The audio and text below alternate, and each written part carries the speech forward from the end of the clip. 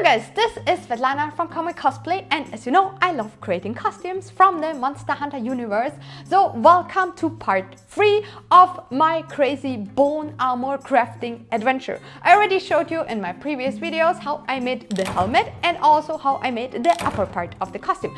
So check these videos out in case you missed them. And today I'm going to show you how I made the lower part of the costumes, the hip and also the leg armor. So I'm going to make more foam bones and also keep on destroying my finger with hand stitching. It will be a lot of fun, I promise you. So in case you also want to make some cool foam armor costumes or anything from Monster Hunter as well, check out my foam armor book on cosplay.com. And now let's start crafting. For the third part of this costume crafting adventure, I'm going to start with the hip armor. I kept my patterns super simple and basically just cut them out of paper. Then I traced the shape onto fabric and faux leather, and this was the result. Zelda made sure I didn't mess up the next part, the belt. The whole hip armor was just one massive puzzle, which I really had to build up piece by piece. To keep the attachment easy and effective, I used Velcro to close everything. Absolutely loved this stuff. And then, to make the faux leather less fake, Benny gave it some weathering with black acrylics. Following that, it was time for the most annoying part, the decorative stitching. I admit though that especially this step made the costume more interesting to look at. Now, if you're curious, in my first video I already showed you how I made all of these bones, so check it out if you missed that. For most of the attachments, I used Gütermann HT2 fabric glue, which is absolutely amazing. Fabric weights are also perfect to keep everything in place. Already much better with all the details, right? For the fluffy part, I used several layers of different fake furs. This way I got some nice volume and color transition. And even here my fabric glue worked wonders. Just had to place plenty of fabric weights as well. Now the important part was to cut everything a little bit more wild and rough. As you can see, this way the result just looked more natural. Oh, and here is a short corgi break. Minna is just the cutest. Now for the hip bones, I needed some help from Benny.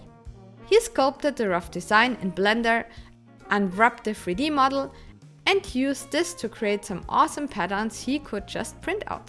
Afterwards, he cut these shapes out, traced them onto 5mm EVA foam, and cut these out as well. As always, you can find all product links in the video description, by the way. Once the glue dried properly, he connected everything piece by piece along the edges. We actually have plenty of these patterns in our shop. And this technique is awesome to create basically everything. Check out Benny's video tutorial if you're curious. Well, and these were the final hip bones. Now I just had to add some easy textures with my Dremel. To be honest with you, I didn't really had a plan here, but just hoped it would look good at the end. 3 layers of flex bond helped to seal the surface and made it perfectly smooth for the next part, the painting. These days I mainly use an airbrush to paint all of my costume pieces. It's simply much faster and far more effective. Applying smooth gradients is also super easy with this tool. For the next step, I added a thick layer of matte spray varnish on top. Using this, I could now brush on thinned out oil paints and simply wipe them away again afterwards. Just had to do some last touch-ups with a fine brush at the end. The leftover paint perfectly highlighted the dremeled in textures and gave the bones a really awesome realistic look. Next, I hot glued on some red details, and these were the finished hip bones. Oh, and then after we did all of this work, I noticed they turned out too large. Ooh, crap. So Benny made a new model and I started all over again. I bet you totally see the difference, right? Next to the 2 pouches on the belt. Again, I made here some rough paper patterns and traced them onto faux leather. As you can see, Midna was super curious about every work step. Once I'm on the floor, my corgis think it's cuddle time. These were the finished cut-out pieces. So let's bring them together next. The fabric was a little bit too wobbly though, so I sewed on a second layer onto the backside. For the tassels, I grabbed a thinner faux leather, glued it on first and then cut them carefully afterwards. By the way, I really love all these details the costume has. Sure, it was a lot of work, but I always know all the effort will be worth it. Then it was time to bring all the parts of the pouch together. They were actually quite easily made. It was just a little bit tricky here to sew along the edges. And after some extra hand stitching and final sewing, this was the almost finished pouch. As you can see, I added here some snap buttons to close everything. Then some weathering with dark acrylics, and I finally could attach the pouches onto my belt. I mostly used my fabric glue to keep things in place and just sewed over them afterwards. Totally forgot to record it though. But as you can see, Velcro is awesome to mount almost everything. It's super important to seal the edges with a lot of hot glue though. This is an incredibly easy solution and it was perfect to attach these massive horns as well. Okay, now on to this fluffy part around the booty. My base of the attachment was this faux leather strip with some Velcro. I prepared a few thick strands of synthetic hair, grabbed my trusty hot glue gun and glued this thing on. These were just a few strands and it was already so massive. Then I mounted it onto my leather belt and began to trim the hair down a bit. As always, I had absolutely no idea what I was doing, but simply hoped for the best. And yes, I know, Midna is incredibly cute. I actually kept some strands longer so I could braid them nice and pretty at the end. And then I added even more fluff. Did some cutting again and added some final fur to hide the ugly hot glue mess. Some more cutting and brushing and my super fluffy booty was almost done. The hip armor, can I even call this armor, was almost done and only some last details were missing. So I added these thingies here onto the pouches, these bones to the front and also had to craft this ring for the end of the braid. Once dried out, it was super lightweight and I could easily add some textures with my Dremel. After priming this part with Flex Bond, painting it with airbrush colors and adding highlights with oil paints, this was the result. Just had to attach it to my fluffy braid and add some last details here. Well, and that was it for the hip armor. To get into everything, I simply close it at the front, attach the fluffy butt, turn it around and just mount these massive horns. How do you like it so far? Now to the last part of the costume, the fluffy leg armor. To start, I printed out one of my foam leg armor patterns from my website, taped everything together and cut the pieces out. Then I traced all shapes onto 5mm EVA foam and carefully cut these out as well. Afterwards, I grabbed some contact cement, applied it onto the edges and connected everything piece by piece. This would be the base for everything. I just had to place some Velcro for the attachment. The other side was actually sewed on. Yes, my sewing machine went all through the foam just fine. So far so good. Then for the fluffy cover, I made a rough pattern, traced it to faux fur and carefully cut it out. Just had to do the same with the darker color as well. I did here only super small cuts though, so I didn't damage the pretty fluff of the fabric. Well, and these were pretty much all the fur parts I had to glue on. Can you imagine how much fabric glue I used for this project? Well, these were quite a few tubes.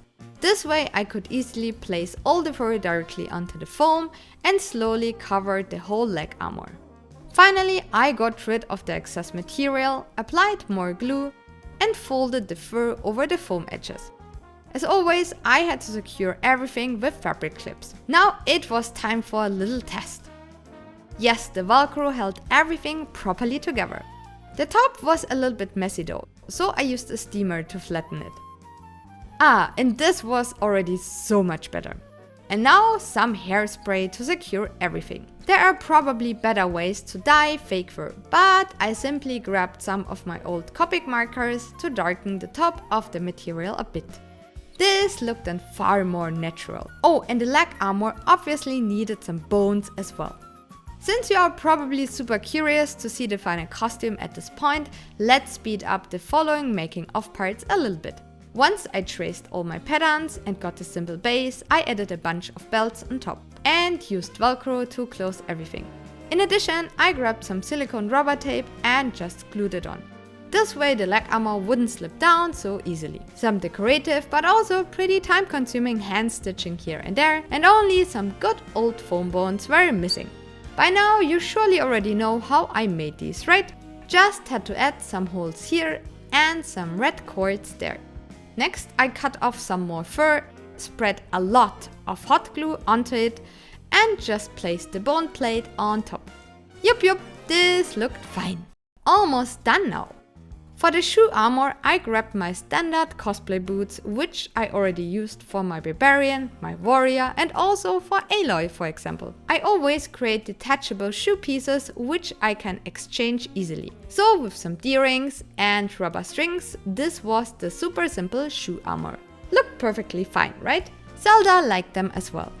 Okay, time for a little fitting test. Since the armor was so wide, I could simply slip into it and just tie the shoes afterwards. Then I added the leather parts and closed the Velcro at the back. And done with the leg armor! Absolutely love how massive and fluffy they turned out. Well, and now, finally, let's put on the whole costume together. I'm sure you are already super curious, right? This was also my very first fitting test, and I also had no idea how it would look at the end. So far though, the lower part seemed to be pretty fine. Next, the hip part. As you can see, I actually don't need any help to get in at all. Since most parts are also just fabric, everything is super comfy. Plus the costume has pockets. So now only the hip bones were missing and this part was done as well. Yay! I was already incredibly happy how everything looked together. And it was so fluffy! The next part was the bra. Just had to close it at the back. Yep, this seemed to be quite fine as well. Oh, and I shouldn't forget the choker and the necklace. As you already saw in the last video, I can simply slip into the upper arm guards and the shoulder part is attached to the Velcro on the top of the bra. This way I could easily adjust the position. The gloves are super simple as well. And since I made the bracers quite loose, I could just put my hands through them. Easy peasy. Ha! Almost done. Everything fit perfectly so far. Yay! Only my massive helmet was missing. It's my favorite part of the costume, by the way. So everything was on and it fit perfectly. I was so happy. This is really the best part about making costumes. You spend literally months on making every single piece. Day after day, working your butt off, and you just hope it will look good at the end. And then you finally put it on, look into the mirror and BAM! All the hard work was worth it. And I was just incredibly proud of this project. I hope you like it as well.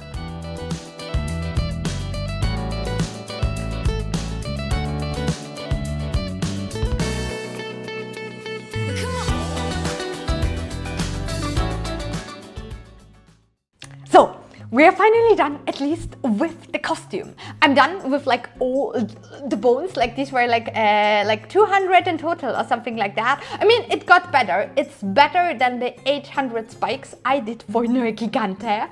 And yeah, I'm very, very happy with the costume. Like this one was like the very last costume I really wanted to make from Monster Hunter. Like it was still on my list and I really wanted to make it. And especially like it I don't know, like it looked like so simple and I thought like I'm just doing it in a few weeks. It's just like bikini armor, it will be easy.